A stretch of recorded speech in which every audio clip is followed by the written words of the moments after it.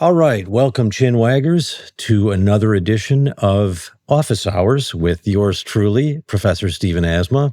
And as many of you know, we do these occasional deep dives into material that the chinwag community has shown interest in. And we've talked many times on the chinwag about what is consciousness and also about what is artificial intelligence and is AI ever going to be conscious? Is it conscious now? So I thought I would do kind of a deeper dive into this question. It's super fascinating, especially as chatbots and AI imagery and even AI movies start to get more and more sophisticated. But I think there's some deep confusions about what is AI capable of in terms of consciousness. And so I want to tell you a little bit of some philosophy and a little bit of cognitive science, but the way I'm going to do it is through some movies. I'm going to talk about some movies that you've probably seen. Some of them you've definitely seen, and some of them you haven't. And you can sort of take it as a recommendation, and maybe you want to see these even in light of my conversation here today. But let's start, with something a little bit obvious, and that is 2001: A Space Odyssey. Now, probably you've seen this movie. The other day I was watching with watching it with my son, and it's a great film still, although it's got a very slow pacing, as many of you know. I don't know who it was that was sort of making fun of it and saying it's largely long, drawn-out scenes of space vehicles parking. I thought that was kind of funny. Anyway, you'll remember that there's a giant AI computer named HAL 9000. And HAL is the cause of all the troubles in 2001: A Space Odyssey.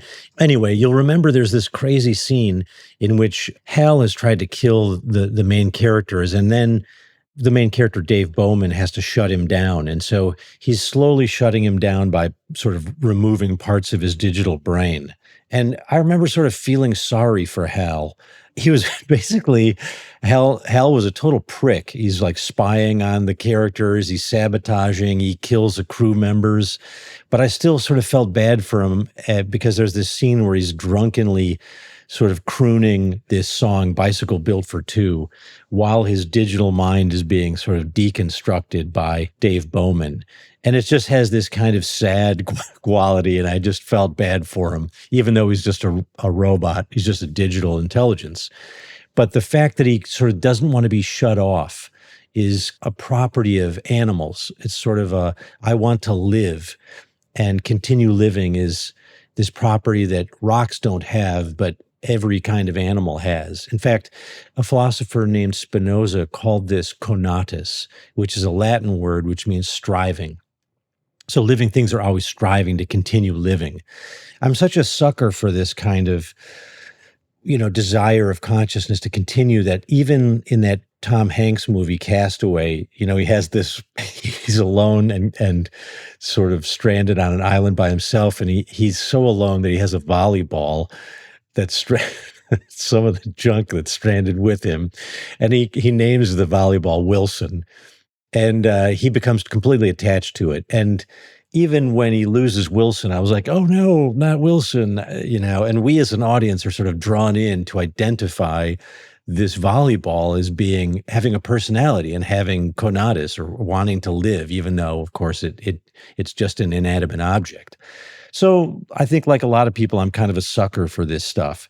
If the character talks and has a face, even if it's like a drawn-on face, in this case of Wilson, then I'm ready to sort of give it rights and, maybe the vote. So AI movies get me hooked every time. Like, I get really drawn in and I identify with the sort of digital consciousness. And it reminds me that, like, humans are really great at sort of attributing or projecting minds onto machines. And not just machines, but really all kinds of things. Like, we think that constellations in the sky have kind of motivations and intentions and direct us through astrology. We think that, vehicles have character. We refer to, like, guy talks about his truck as a she. And, if you just watch a Walt Disney film, you think of tree stumps and spoons as having personality. So there's a sense in which we're all what is technically called animists. And animism is this idea that there's other kind of persons in the world besides human beings. So trees could be persons and rivers could be persons. And this is a way that like Native Americans think about nature. And if you know, live in parts of Africa or Southeast Asia, still people think of nature as having spirit persons. Japan, for example, has the animism that oftentimes influences, you know, great filmmakers like Hayao Miyazaki. And many people have seen Totoro and Spirited Away and that kind of thing. But what's cool is that there might be a kind of evolutionary reason why we kind of over project or attribute mind or personalities to nature. So, like in a kind of hostile environment where our species evolved, like during the Pleistocene era, it definitely would have been better to err on the side of caution and think that some rustling in the bushes might be, you know, a lion or might be a tiger, a creature of some kind. It would be better to be wrong and embarrassed than to be like, oh, dismissing it like, "Ah, it's just the wind," and then it turns out to be a tiger, because then you're basically dead.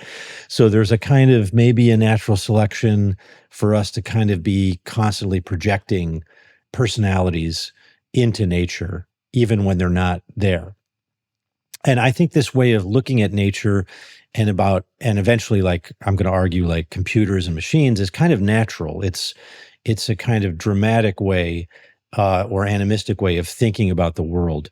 And I think it's probably the original system of human cognition. Like, this is how we all see the world. Like, kids see the world this way. They think of inanimate objects as having personalities, and they kind of have to be trained out of this. So you probably, maybe you had a kind of connection to your doll and you thought of it as maybe having a little bit of personality when you were a young kid. And then you go to school and they tell you over and over again, you know, that's stupid. Don't think that way. And we have to kind of abandon this way of thinking about the world. And we get a better scientific literacy. So it's good, but we lose something in the process too. And so I want to just sort of talk about some movies that look at this idea of conscious personality in machines and in computers and see what you guys make of these films. Some of them I think get it right and others are way off base. So if it's like a Hollywood blockbuster or other kind of film, it can be sort of playing with these sort of anthropomorphic tendencies where we're projecting personality.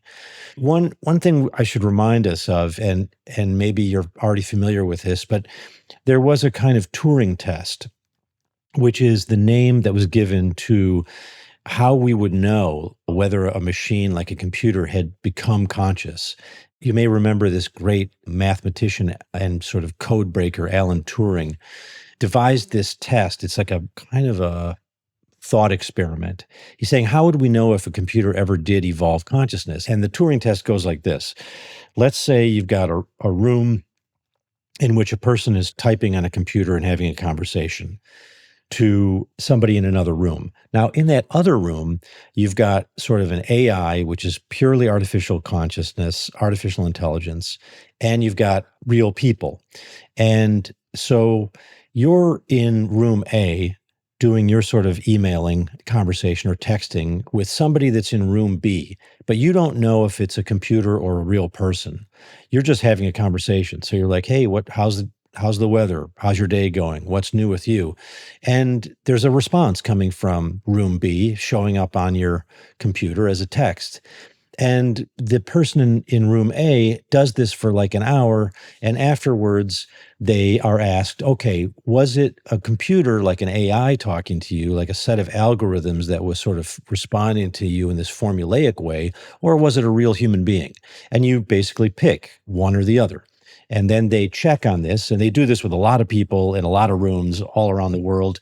And they find, okay, if you're basically identifying this thing as a person, and it turns out that it's just an AI, you didn't realize this, but the computer algorithm is so sophisticated, then you are basically assigning that AI a conscious kind of status. If it can talk to you and you can't actually discriminate that it's a machine and not a person, then Turing said it has effectively entered the consciousness club. And you can't keep it out because really, this is how you determine whether other people are conscious. You talk to them, and if they sound intelligent, then you basically put them in the consciousness club. So if you're doing that with other people, and you basically are now doing it with this computer, then the computer has evolved consciousness. Now, that's the Turing test. And it's a pretty high bar until recently when all this chat GPT stuff seems to be able to pass the Turing test with a very, quick and ready facility. And so that's been troubling a lot of us because all of a sudden we can be fooled very easily by some of these incredible chatbots that are now emerging. That's really not the main way in which I would think of consciousness and many others. It's not so much whether you can use language, but whether or not the sort of creature you're interacting with shows signs of emotions. For me, this is sort of more important. Is it having a feeling state? Is it sad? Is it upset? Is it purring? Is it cooing? Is it babbling? Is it growling? These seem to me also to be a kind of test for consciousness. It's not high level language consciousness, but is the thing having feelings or emotions? And that's something that I think is really an important element of consciousness that doesn't get a lot of attention in the sort of current sort of intoxication we're having with chatbots.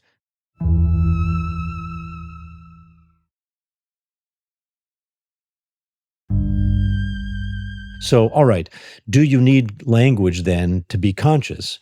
Some people think you do, and that's what Turing was trying to establish. But I think actually, if this is true, it would rule out animals. And I think that's wrong.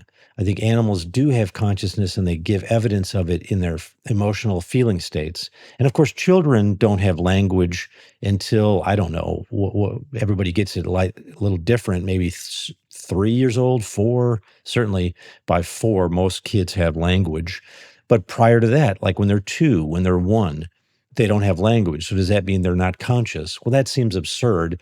So clearly that we need something else besides language to be evidence for consciousness. Some movies, like classically 2001: A Space Odyssey, are looking at questions like this, but also maybe you've seen a more recent film by a director named Garland called Ex Machina, or you've seen this wonderful film by a director named Wanell called Upgrade, or think about Ridley Scott's film or Villeneuve's film Blade Runner. And there's another film I want to just mention here too, more recent, which is by a director.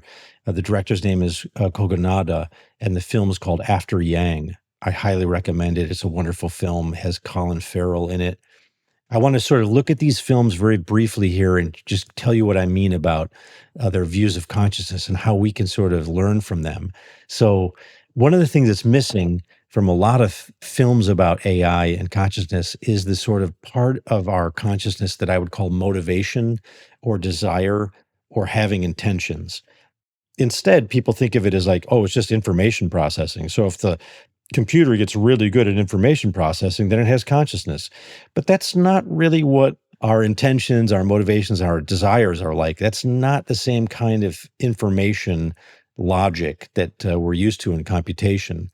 There's a kind of like, well, I'm going to call him sort of post-humanism bro, which really likes the idea of transcending the body and sort of living as pure information. So you'll remember post-humanism is this idea that got going about 10 years ago. It's still very popular, which is that we're going to evolve to the point where we can upload our consciousness to the mainframes and live without a body. And there's a bunch of people who famously believe that this is coming very soon, a kind of singularity. There was a fairly weak film. I don't know, maybe I shouldn't say that. In 2014 called Transcendence. It's got some really good elements in it, but it doesn't hold up that well. Johnny Depp is in it, and maybe some of you have seen it. It's a little disappointing. It's got a lot of well-worn sort of tropes in it. Johnny Depp becomes a megalomaniac, the arrogant scientist who uploads his mind to the net, and then it's sort of a Frankenstein story for our era. And he tries to build a utopia. But ultimately, the idea behind the film, the assumption of the film is that you could separate the mind from the body. And you don't really need a biological body, according to this view. Posthumanism thinks that consciousness is in the body, but it's not of the body. It's kind of a view that we see in contemporary tech entrepreneurs. You may have heard of Ray Kurzweil or Hans Moravec, Randall A. Cohen, that these people sort of think almost like Plato did, the ancient philosopher Plato, that the body is a kind of trap for the mind, which is an immaterial thing. And when the body dies, Plato thought the mind escapes and goes on. And I guess we have this view too, like in the Judeo-Christian tradition and even the Islamic tradition, that there's some part of the mind or the soul that's immaterial and can escape the body. I think this is kind of not a dangerous idea, but a sort of a misunderstanding of what the mind is. I think the mind is very much a kind of expression of the body, and you need the body in order to sort of have thoughts and consciousness.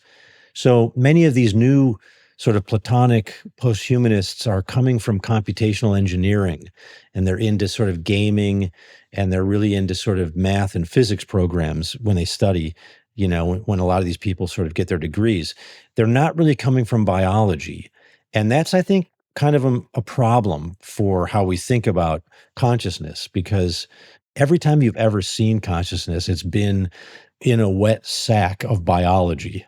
I'm sorry to say it in that way, but it's true. Whether it's a dog having consciousness, a human being, it's never been a disembodied thing, except like in our imaginative flights of fancy. So, there's a kind of great film by the wonderful director Wim Wenders. Maybe you've seen Wings of Desire. It's an old film, but it's a great, I think Peter Falk is in this movie. 1988 is when it was made, Wings of Desire. It's a German film. It's absolutely beautiful. The cinematography is stunning. And that film sort of reminds us the importance of the body. So there's kind of a wonderful storyline where these angels are sort of living outside of history and just sort of watching human beings. And we can't see them, they're invisible. They don't have bodies like we do. They're sort of disembodied consciousness watching us. But one of the angels falls in love with a woman, and basically he wants to be able to touch her and feel love in this embodied way, but he can't because he's sort of transcended the body and he's living in this spiritual disembodied way. And so he makes a bargain to give up his immortality so that he can enter a body and he can have a connection, a love connection with a woman. And it's a beautiful film. It's thinking about the body in a sophisticated way. Like that's where some of the great meaning of life happens, not just in our ideas and in our thinking, but also in the way we feel and these strong human bonds that happen through the body, like love and care and so on. The sort of film that I think is really a great film on AI is this film Ex Machina, which was made in 2015. I think a lot of people have seen that film, and it implicitly argues for the superiority, I guess, at least the importance of being in a body. And it does this by showing that the main AI robot, who is a female robot named Ava, she's willing to risk everything and even murder in order to gain access to the physical and emotional world. So Ava, who's played by the actress Alicia Vikander, she has desires and she wants to be desired. And she's not just the passive plaything of the creator character. And so she has the deepest desire that I was talking about earlier.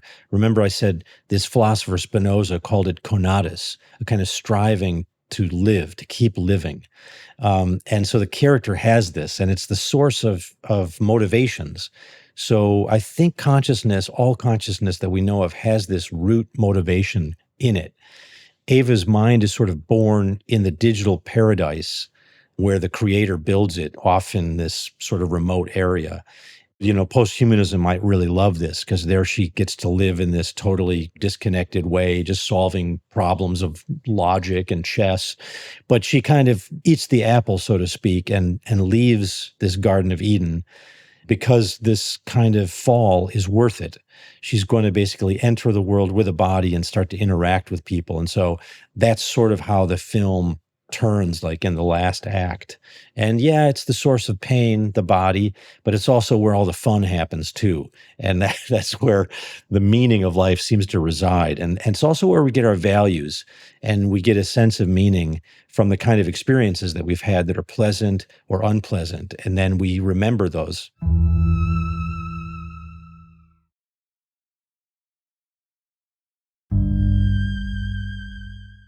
That sort of brings us to this other film. It's really a fun film called Upgrade, made in 2018.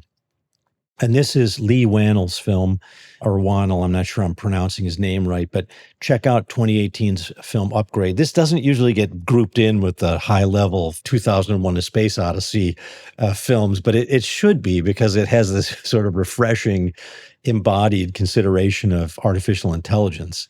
And so the story is that there's an AI chip.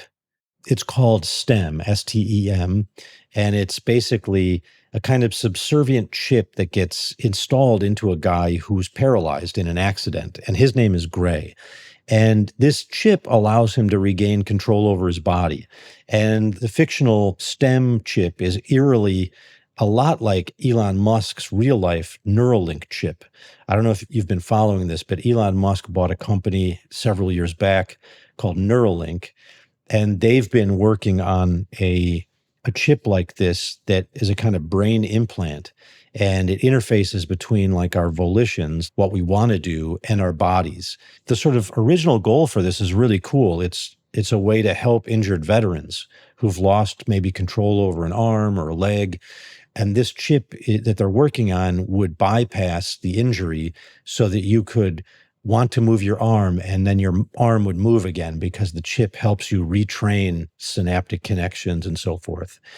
So it's got this great origin, but it's also, I think you can imagine that it's slightly creepy too, because it suggests that you can manipulate our brains and our experiences via kind of remote control. I think eventually they want you to be able to use your phone and computers to directly activate our emotions, our pleasures, our sleep states, maybe even our thoughts through this kind of Neuralink chip.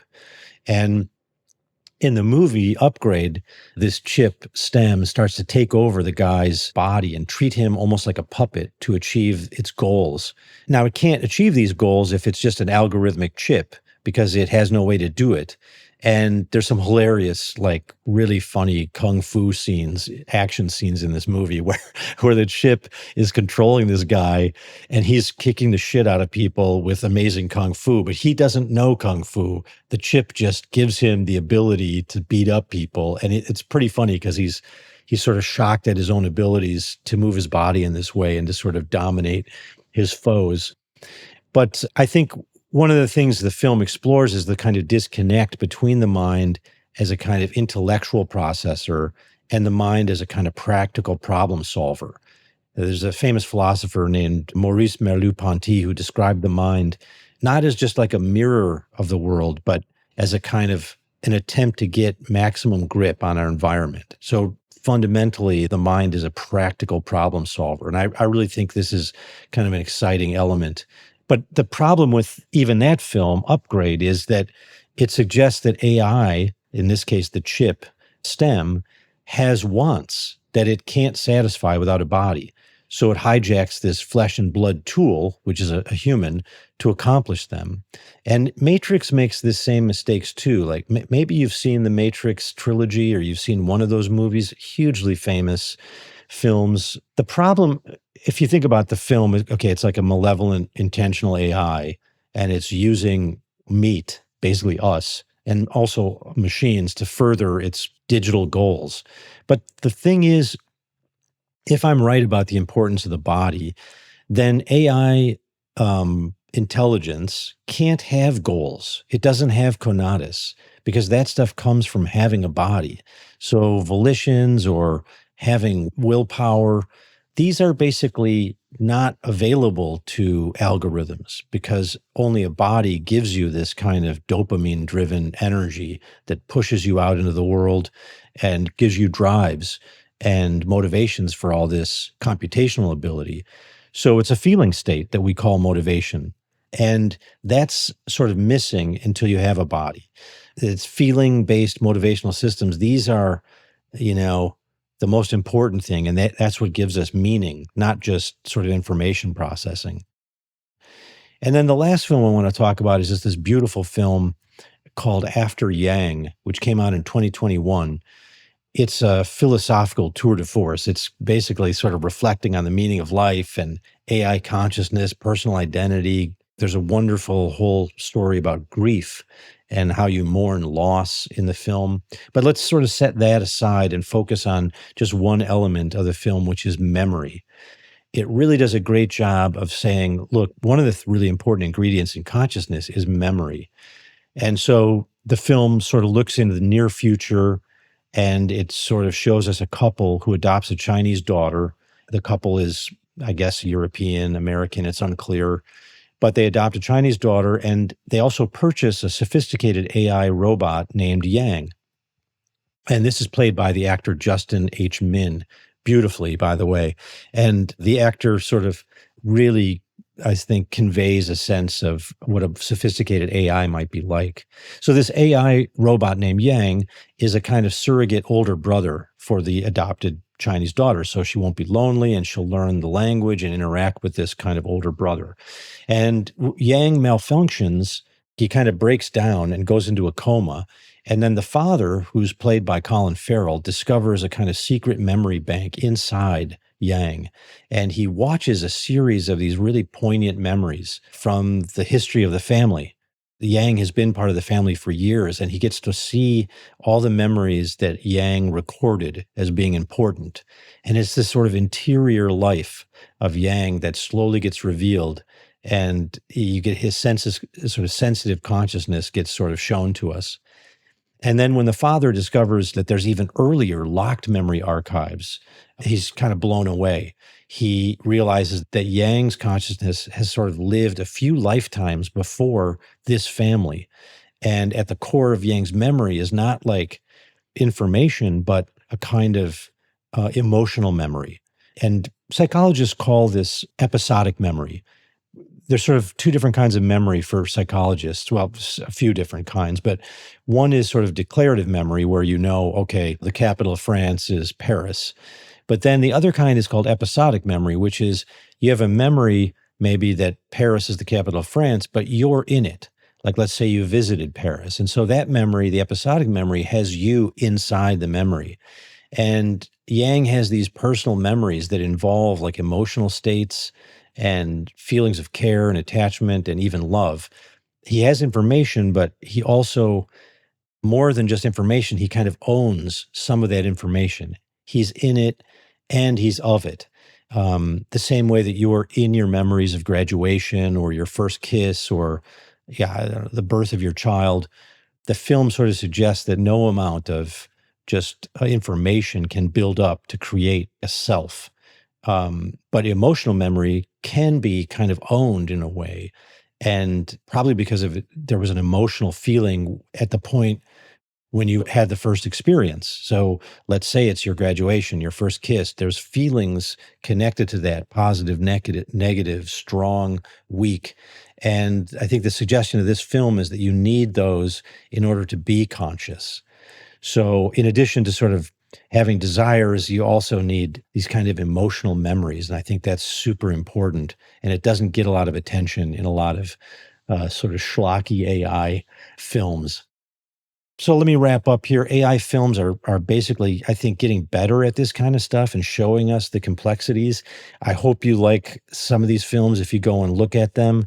By all means, give us feedback on this stuff. If you watched it and enjoyed it, or if you hated it, that's fine too. I'm curious to hear why. You know, we need to start thinking of AI as something beyond sort of chess playing and conversation and chat GPT sort of essay composing bots and so forth. We have to think of it also as consciousness is really also about feeling pains and pleasures and empathy. And I think films and cinema and plays and novels and works of the imagination can help us kind of rehearse for when our robot friends come onto the scene with full-on consciousness. All right. See you next time for Office Hours. Over and out. Wag on Weirdos.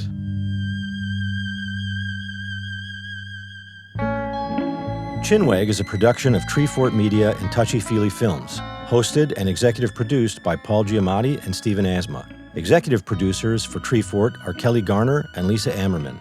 Dan Carey is executive producer for Touchy Feely. Our series producer is Rachel Whitley Bernstein, with additional producing by Mary Chulenza. Original theme music by Luke Top, with additional music by Via Mardot. Oscar Guido is our executive in charge of production. Tom Monahan is head of audio for Treefort. Our associate producer is Aidan Brooks. Audio production supervision by Jared Brom and Matt Dyson. Editing and mixing by Matt Dyson. Lastly, for more information, go to chinwagpod.fm and find us on Instagram or TikTok at chinwagpod or on Twitter at chinwag_pod.